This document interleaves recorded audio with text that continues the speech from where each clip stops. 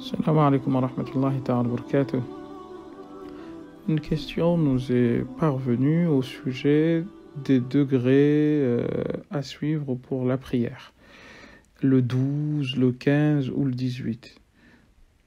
Et la réponse est toute simple. Quand vous regardez les livres de fiqh anciens, vous ne trouvez pas d'heure. On parle de plage horaire avec des indications liées à des observations à faire au ciel, selon la position du soleil, selon la position des nuages, dépendant naturellement du soleil encore.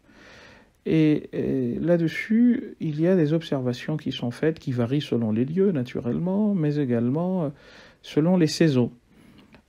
Et un travail a été fait par des théologiens divers et variés, chacun s'appuyant sur des remarques ou des signes observés ou observables à l'horizon.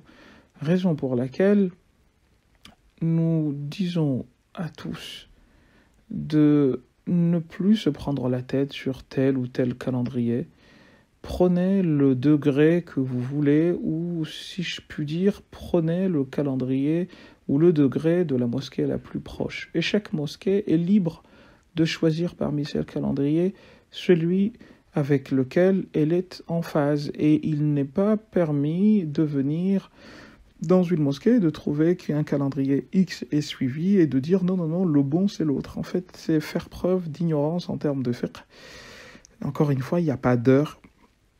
Dans le livre de fiqh, on ne vous dit pas que c'est midi ou je ne sais quoi, on vous donne des indications liées à l'ombre par rapport à la position du soleil, que l'ombre de la personne soit dans la personne, ou que l'ombre de la personne fasse le double de sa taille, etc. Enfin, je ne veux pas vous rentrer dans des détails qui ne vous sont pas utiles ici, mais sachez encore une fois que c'est là-dessus que repose la détermination des degrés de prière, ou plutôt des degrés des heures de prière.